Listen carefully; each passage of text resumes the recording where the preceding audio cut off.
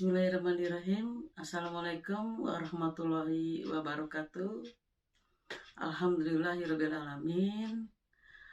Kali ini saya Dani Iriani, Widya Iswara dari Balai Besar Pendidikan Pelatihan Kesejahteraan Sosial Bandung, ingin menyampaikan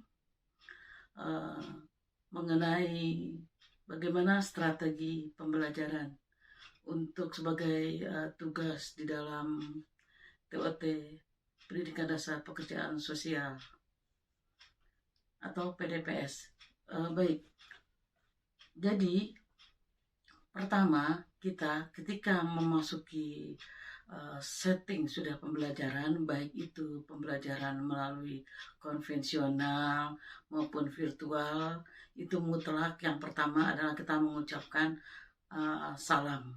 Setelah mengucapkan salam, kemudian kita perkenalan biar tidak kaku ya. Perkenalan sebaiknya kita menyebutkan nama. Ya, menyebutkan nama. Kalau misalnya banyak ya beberapa orang saja gitu ya.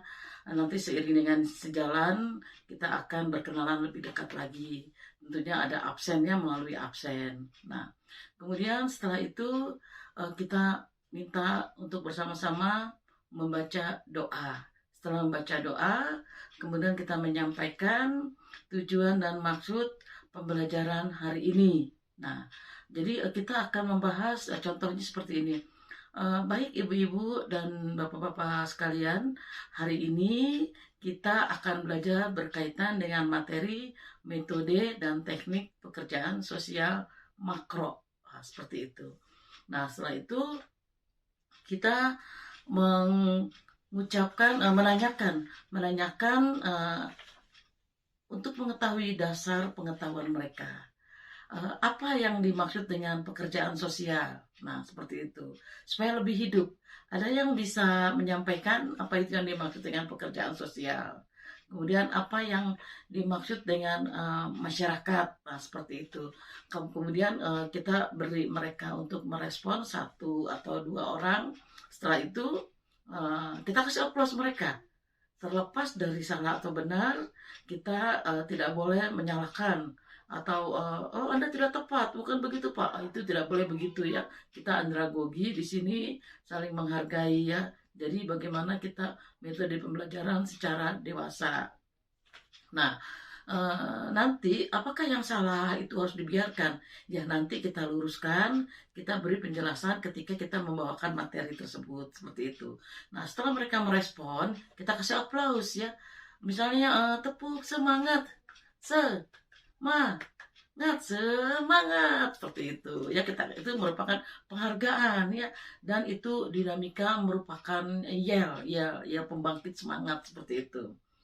Kemudian setelah kita menyampaikan hari ini akan belajar materi tersebut, nah kita jelaskan bahwa materi itu terdiri dari 5 pokok bahasannya atau silabi. Kita sebutkan satu persatu. Yang pertama adalah pengertian dan tujuan praktek pekerja sosial makro. Kemudian yang kedua, pengetahuan tentang masyarakat dan organisasi. Yang ketiga, prosedur pemecahan masalah dalam praktek pekerja sosial makro. Kemudian yang keempatnya tiganya model utama pekerja sosial dengan masyarakat. Dan yang terakhir adalah teknik, strategi, dan peranan dalam pekerja sosial makro. Seperti kita sampaikan ke mereka bahwa ada 5 pokok bahasan. Yuk sekarang kita masuk yang pertama, yaitu kita membahas tentang pengertian dan tujuan praktek pekerja sosial makro. Kita jelaskan itu apa itu pekerja sosial. Kemudian bukan hanya makro saja, kita kali ini makro. Ternyata arasnya ada 3, yaitu mikro, meso, dan makro. Mikro itu berkaitan dengan individu, casework. Ya, jadi kasusnya individu, walaupun nggak ada kasus yang berdiri sendiri, pasti ada akibat, ada sebab, karena masalah itu adalah akibat dari sebuah sebab. Pasti ketika materi itu mikro, kasus itu sifatnya mikro, casework, pasti ada penyebabnya, bisa dari keluarga, bisa dari teman, dan lain-lain ya. Nah kemudian yang kedua meso itu udah masuk keluarga. ya melibatkan keluarga. Kemudian yang makro, makro itu yang mau sebagaimana bahasan kita kali ini. Bahasan kita kali ini adalah makro ya teman-teman. Nah itu lebih kepada masyarakat dan kelompok, ya organisasi. Nah makanya di sini bahasan kita singkat sering kita ingat COCD, ya CO-nya itu community organisasi, CD-nya community development, jadi dikembangkan, pengembangan, diberdayakan. Seperti itu ya teman-teman. Kemudian itu 30 menit. Karena di sini kita di sini saya akan membawakan sebanyak 5 jamlat. Per jamlatnya 45 menit dikali 5 jadi 225. Jadi 225 ini dibagi sampai dengan penutup selesai. Seperti itu. Nah, untuk yang tadi pembahasan pokok bahasan yang pertama 30 menit. Kemudian kita masuk kedua, ya, kedua pengetahuan tentang masyarakat dan organisasi. Kita jelaskan dulu juga ya selama 20 menit apa itu pengetahuan masyarakat dan organisasi. Kemudian kita persilahkan mereka untuk mengajukan pertanyaan, kemudian pertanyaan itu kita jawab, kita jelaskan, kita kasih applause. Kalau waktunya memungkinkan, kita berdiri. Kita permainan sedikit yang singkat, simpel aja permainannya. Kalau waktunya pendek, kita cukup dengan tepuk, ya. Tepuk banyak sekali, tepuk semangat, tepuk mantul, tepuk wow, tepuk hebat, ya. Banyak sekali tepuknya dan bisa juga kita ciptakan tepuk PDPSP, apa, pemimpin, nah, ya. Sosial dan lain-lainnya kita ciptakan pada saat itu juga bisa, ya. Itulah seninya di situ. Jadi biar strateginya lebih menarik, tidak membosankan gitu ya. Nah kemudian kita setelah menjelaskan tentang masyarakat dan organisasi, kemudian kita menjelaskan pertanyaan mereka bikin nyaman, jangan tertekan, jangan menyalahkan gitu ya, dan jangan juga menekan orang dengan harus bertanya. Siapa tahu itu di luar dari kemampuan mereka dan sepengetahuan mereka. Kemudian yang ketiga, kita masuk ke prosedur pemecahan masalah dalam praktek Peksos makro. Nah, disinilah kita setelah saya menjelaskan dulu ya, kurang lebih selama 25 atau 30 menit tentang materi tersebut ya. Tadi sudah mikro, meso, dan makro. Kita makro, itu kita jelaskan. Setelah itu, baik kita bagikan case. Saya jadi udah bikin kasus. Ya, udah bikin kasus. Di situ ada persoalannya, kemudian ada persoalannya, setelah ada persoalan, kemudian kita bagi peserta tuh menjadi 3. Katakanlah peserta 30 orang. Kita bagi menjadi 3 kelompok. Jadi per kelompok itu 10 orang. Nah, mereka nanti diskusi kelompok 1 dengan pertanyaan sebagaimana berikut.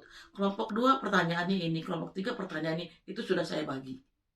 Jadi saya persilahkan nanti masing-masing bagi 3 kelompok. Coba silakan berhitung 1, 2, 3, 1, 2, 3 terus sampai 30. Nanti yang kelompok 1 ketemu dengan 1, yang 2 ketemu dengan 2. Begitu maka akan menjadi 3 kelompok. Dengan pertanyaan sudah ada di lembaran itu untuk kelompok 1, untuk kelompok 2, kelompok 3. Nah, mereka nanti diskusi. Setelah diskusi dengan sesuai dengan pertanyaan yang saya bagikan itu, ya. Nah, kemudian mereka nanti setelah diskusi selesai, pembahasannya selesai, mereka memilih salah satu teman dari kelompoknya dia juga untuk mempresentasikan. Pada saat mempresentasikan, maka kelompok 2, katakanlah kelompok 1 yang mempresentasikan, maka yang jadi moderator kelompok 2. Nah, nanti kelompok 2 dan kelompok 3 menyimak, mendengar. Setelah pembahasan selesai, mereka bertanya, tanya jawab di situ. Tanya jawab selama 5 menit. Presentasi selama 10 menit. Jadi 15 menit. 15 menit dikali 3 jadi 45 menit. Gitu ya, 45 menit ditambah penyampaian materi sebelumnya sekitar 25 atau 30. Jadi 70 sampai dengan 75 menit. Seperti itu. Karena tugas ini cukup lama juga ya pertanyaannya. Jadi pertanyaannya ini saya karena di topiknya saya makro ya, jadi bukan permasalahan pribadi, walaupun makro juga terdiri dari pribadi di dalamnya, tapi topiknya khususnya lebih kepada masyarakat dan pemerintahan. Makanya di situ saya topiknya di sini berkaitan bagaimana dampak akibat dari resiko pandemi. Di situ saya masukkan juga apa sih peran pemerintah dalam penanganan berkaitan dengan pandemi, termasuk stakeholdernya, apa yang telah mereka lakukan dan apa yang harus dilakukan, seperti itu. Kemudian yang kedua, saya mengajukan pertanyaan, bagaimana peran orang tua dan keluarga untuk agar supaya keberfungsian sosialnya berjalan.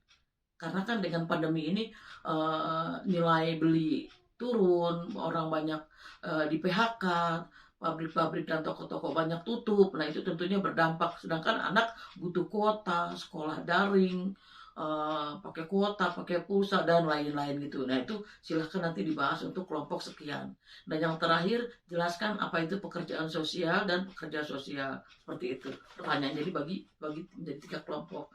Setelah itu mereka mempresentasikan yang seperti yang tadi saya sampaikan.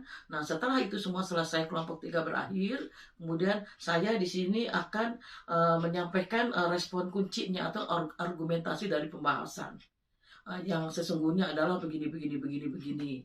Nah, artinya tapi tidak menyalahkan mereka yang memang kurang tepat. Tapi tetap ya luar biasa, Bapak dan Ibu sungguh hebat.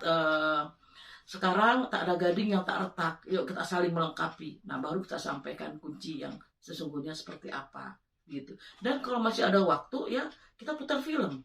Kita menyesuaikan waktunya. Muter film pun bukan hanya muter. Setelah kita selesai film, menurut pandangan kelompok 1 bagaimana terhadap film tadi? Seperti itu. Filmnya yang menciptakan dinamika ibu kota, dinamika yang ada di desa-desa, seperti apa, gitu ya. Nah, jadi yang namanya makro itu lebih melibatkan kepada masyarakat, gitu. Kemudian kita masuk ke yang keempat ya, model utama Peksos dengan masyarakat di sini ya. Jadi itu kurang lebih 30 menit sama saya menceritakan, kemudian mempersilahkan mereka untuk bertanya, kemudian saya menjawab, diselingin lagi dengan energizer, kemudian kita kasih reward, kita kasih applause yang meriah, kita lanjut lagi seperti itu ya. Tentunya ada isoma dan lain-lainnya seperti biasa. Yang terakhir adalah teknik, strategi, dan peranan dalam praktek kerja sosial makro itu. Sama seperti yang lain, kita selingin dengan energi share juga, tanya jawab juga gitu ya. Kemudian tetap jangan lupa saya akan melakukan etika sebagaimana orang dewasa gitu ya, sebagaimana kita memberi pembelajaran strategi di dalam pembelajaran tersebut. Jadi etika kepatutan, kepantasan supaya orang tidak tersinggung gitu ya. Kemudian is contact, mimicking, paraphrasing tetap saya lakukan. Kemudian berjalan pun kita jangan seenaknya mundur membelakangi. Kalau bisa kita kalau mau balik ya kita mundur gitu ya. Tetap pandangan mata kita, is contact itu jangan cuma yang di depan saja, tapi yang di belakang juga harus dilihat, disapa, kasih tangan supaya keberadaan mereka merasa diakui. Jadi jangan asik sebelah kanan, sebelah kiri lupa, sebelah kiri, sebelah kanan, atau di depan, di belakang nggak disapa sama sekali. Tatap pandang merata seperti itu. Nah, yang terakhir sampailah ke penutup. Nah, di sini penutup yang pertama adalah saya ingin mengulas. Ini sebagai bahan evaluasi juga. Saya mengulas bersama-sama gitu ya. Jadi kesimpulannya apa, Pak? Bagaimana tadi yang kelompok 2, bagaimana yang tadi kelompok 1 dan 3? Atau semuanya kita bebas gitu ya. Nah, setelah kita mengulas, merangkum materi pembelajaran hari ini, kemudian saya tanya sebagai evaluasi 1-2. Nah, kita ucapkan terima kasih atas perhatiannya yang luar biasa. Semoga bermanfaat, semoga bisa diterapkan di dalam masyarakat. Kita tahu bagaimana solusinya. Nah, itu saya sampaikan. Kemudian saya mengucapkan salam dan mohon maaf untuk kekurangannya. Kita akhir. Wassalamualaikum warahmatullahi wabarakatuh. Kita upload untuk semuanya. Itu. Mungkin itu saja dari saya. Eh, terima kasih, maaf untuk kekurangan saya. Wassalamualaikum warahmatullahi wabarakatuh.